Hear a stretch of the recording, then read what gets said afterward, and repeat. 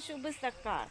वर असं मला यावं वाटत नाही, पण तरी बी मी येतो, कारण खाली कूलरची हवा लागत नाही. बाहेरचं वातावरण पाहून घ्या, एकदम थंडगार आहे. अजून थंडी वाजू राहिली, भले माझे कान थंडेगार पडेल आता अजून, पण थोड्या वेळात कान थंडेगार नाही, गरम धक्क होतात. चला मग खाली जातो मी. पसारा आवरला सगळं, पसारा आवरला सगळा, गोधड्याच्या ठेवल्या होती झाकून उन्हाच्या ना. आणि दाढही तशीच पडेल आहे, कोणी दाढही नाही निवडू राहिलं दड्याले. आणि मला जाऊ दे आता. चला खाली. आई घे माय पाटी, ठेव माय आंबे, आणि पिकू देते आंबे, नाही तर सडू दे जो.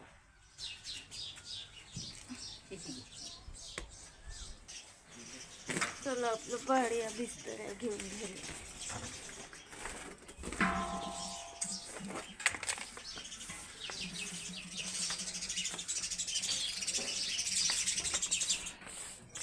ठेवतो तू आंबे काही ठेवतो? टाकली किती वेळा खोडची लागलं बी मग अंगठ्याला सारा हात झणझण करू राहिला. ते अशी चुंबडी ओढली की नाही तर अंगोठाच मग भीतीले घासला हो. लय दुःख राहिली. मी आतलं पिकवीन मग आंबे लवकर.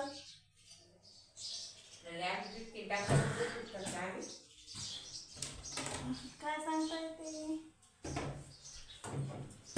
मला खायची लय हौस आंबी. देवी गावात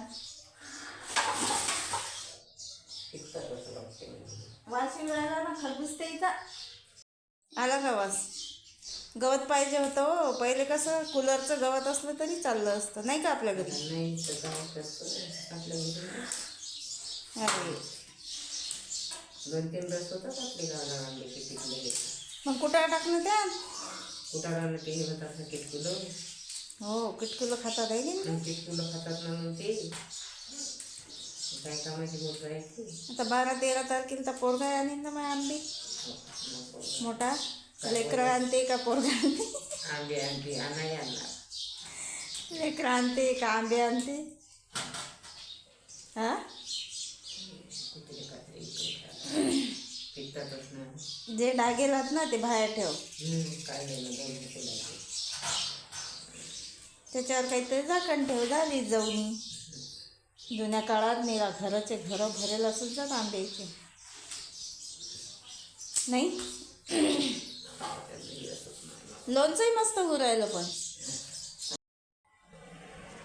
आज जसा चेहऱ्याचा रंग उडेल दिसू राहिला माया, कारण का ऊन. आता तुम्ही मला सांग की ऊनच सांगते तर ऊनच एवढं मरणाचं तर पुरायला का ऊन सांगावंच लागते. अजून सगळे कामं राहिले घरातले, म्हणजे स्वयंपाक भाजी. आणि आमच्या बकऱ्या आल्या आज लवकरच, कारण की आज दादा बकऱ्यावर गेले नाही. दादा गेले रोडग्यावर गेले तर मग बकऱ्या दिल्या असतील कोणाजवळ, म्हणून आज लवकर बकऱ्या आल्या. अशा कपडे बिपडे सगळे धुवून झाले. प्लॅटफॉर्म एकदम चकाचक. आता बकऱ्या घरी आल्यावर म्हटल्यावर सगळेच कामं उरकले आता बाहेरचे. ऊन जरा लय जास्तच टप्पू राहिलं, पण आता बाहेर यायचं कामच नाही. आता राहिला फक्त घरातलं स्वयंपाक करून घेतो आता मी पटकनच. सगळी तयारी करून घेतली भाकर भाजीची. पहिले आज बनणार आहे झिंग्याची चटणी, कारण आज काही मग आपली चटपट. अरे बापरे, सारं प्लास्टिकच जमा करून ठेवलं मी बी. रात्री साबुदाणा घातला होता आईनं भिजवायचं, दुखू राहिलं पोट. आणि सकाळी मी तर काही नाश्ता करत नाही, मनात आलं तर करतो, नाही तर मग नाही.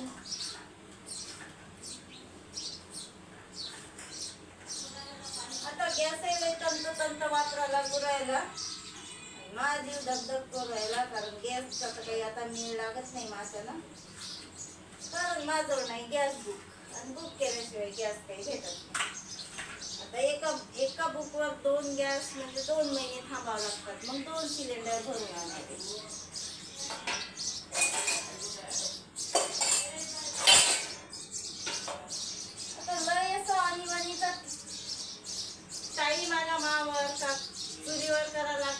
उपाशीच राहावं लागते.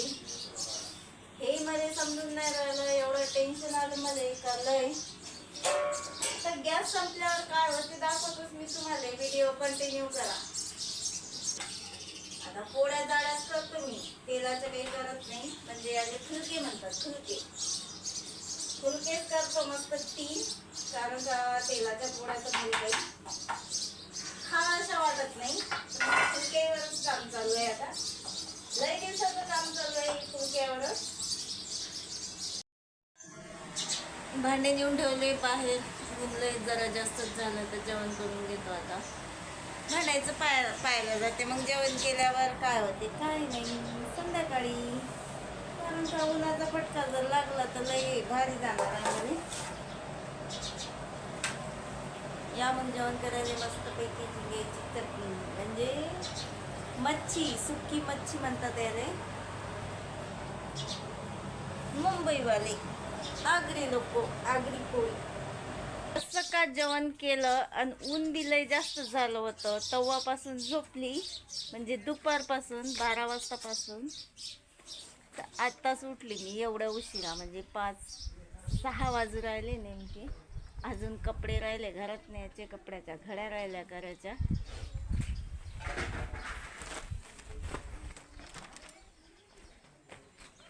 आणि वातावरणही एकदम शांत झालं. शांत वातावरण झाल्याशिवाय मी काही घराच्या बाहेर निघले नाही आज. आणि निघू वाटत नाही. आणि संध्याकाळचे एवढे काही कामं नसतात. झाडझूड, भांडेच असतात सगळी. झाडझूड झाली पहिलेच.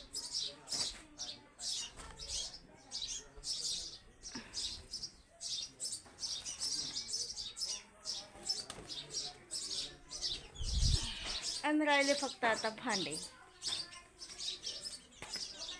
ते बी सकाळचे भांडे राहिले अजून. ऊन लय जास्त झालं होतं म्हणून सकाळचे भांडे घासले नाही. अजून तसेच पडेल आहेत. आता संध्याकाळचं चहा घेतो म्हटलं आणि मगच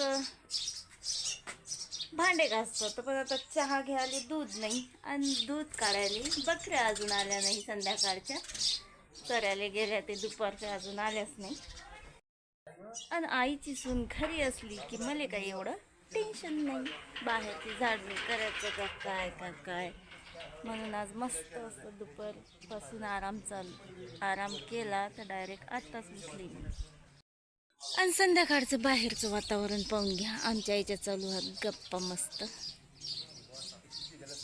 बैलाच्या मागं बसून, म्हणजे बैलाचं राखणही होती आणि गप्पाही होता. काही चौकशाही होतात. एकदम अजून सामसूम गल्ली आहे आमची. फक्त हेच 3-4 लोक रिकामे आहेत गप्पा करायला. बकऱ्या याच्या पहिले एवढ्या कपड्याच्या घड्या घेतो मी करून आणि भांडे घेतो घासून. आता ते घासावंच लागतात मला. नाही तर मग हमेशा मी जर कामातच राहिली तर मग दादा करतात कल्ला. काही बकऱ्या बी बांधत नाही. हिच्या बकऱ्या नेवा चारायला आणि हे मग का आपल्यावरच देते सगळं सोडून. घरातलं करायचं काही कामच नाही. ते मी सकाळीच करून ठेवलं सगळं.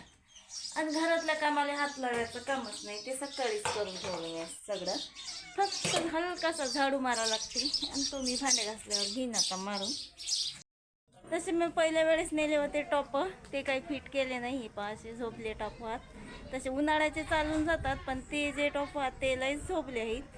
नेले होते तर तिने एक शिलाई मारून दिली. ते काही बरोबर होऊन नाही राहिले. डबल काही मी गेली नाही. तर आज नेणार आहोत. पण आता बकऱ्या आले पाहिजे पहिले लवकर, मग का घेऊन जातो मी टॉप. चिंगडी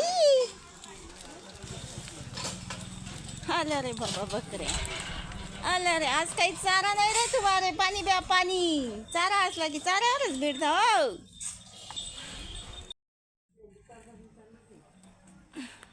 या संध्याकाळचा चहा घ्यायला. बकऱ्या बांधल्या, बकऱ्याला पाणी पाजलं आणि आता चहा. तो बी काळा, कारण की बकऱ्याने दूध काही आणलं नाही घरी.